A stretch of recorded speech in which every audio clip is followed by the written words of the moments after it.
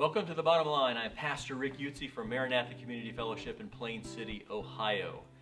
A couple weeks ago, I was reading an article about a new species of ant that they found, and they call it the exploding ant. It was found in Borneo, and it can live on the ground or 90 meters high in the trees. It's just, they're kind of everywhere. I don't know why they didn't see them before. But anyway, they were showing these ants.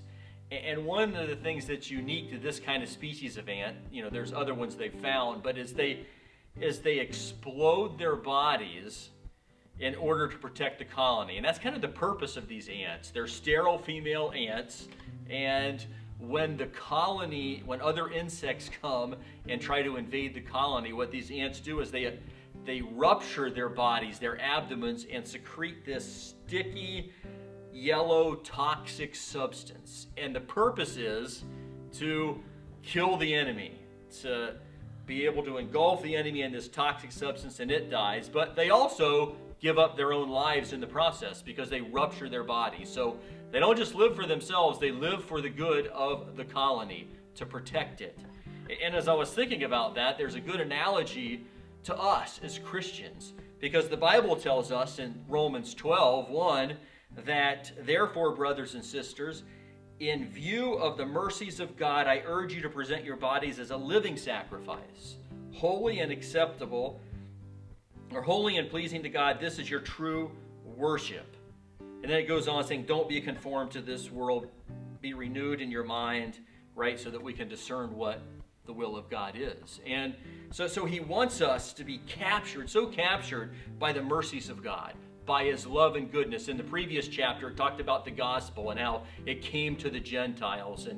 And now, because of those mercies, because of Jesus Christ, because of what Jesus Christ did, because Jesus Christ sacrificed himself for you and me. And, he even told his disciples that, he was going to suffer many things. This is in Luke 9. And that he's going to be rejected by the elders and the chief priests, be killed and raised the third day. And then because of that, if anyone wants to follow me, let him deny himself, take up his cross daily, and follow me. For whoever wants to save his life will lose it. Whoever loses his life because of me will save it. So Jesus is saying daily, this process of dying to self, living sacrifice, it's a daily thing. He may not call us to give our physical lives, though there are some in parts of the world that are doing that. But daily we're supposed to give up ourselves, our wants and desires, because of who God is, the mercies, the covenant of love that he gave us through Jesus Christ. Does that capture your heart? Does it capture my heart so much that we would rather live for the good of God's kingdom than live for ourselves? Because what's in our heart?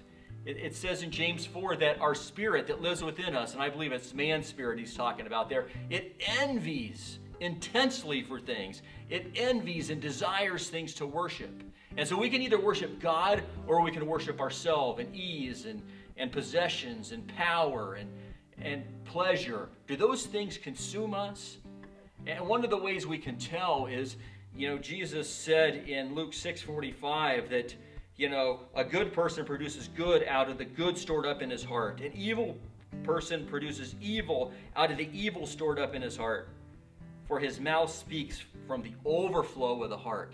What is inside of us? What has so captured our heart? Is it the mercies of God through the love of Jesus Christ? And is it Jesus who are our hope and promises are in him? Is that what captures us so that we live for others, so that we love God first with everything we have and love other people? Or is it that we live for ourselves? So here's the bottom line. What comes out of us? How do we respond to difficulties and distress and people who are obstacles in our way? How do we respond to that? Because Jesus says what comes out of our heart, we act, we speak, we behave because of what's inside of us. So what comes out of us can be this yellow, sticky, toxic goo that tries to harm the enemy, right? Just like those exploding ants, we can be exploding Christians, and that ooh and that evil that was in our heart comes out. Or we can be so captured by Jesus that Jesus, the living water, is what spills out of our hearts to bring compassion and kindness and love and grace and truth to the ones that God has brought into our lives, into those sticky situations. So let's live for Jesus. I hope our hearts are captured by him. He is worth everything. He is worth dying for, because in that we truly live. Thank you for watching, and I'll see you next time on The Bottom Line.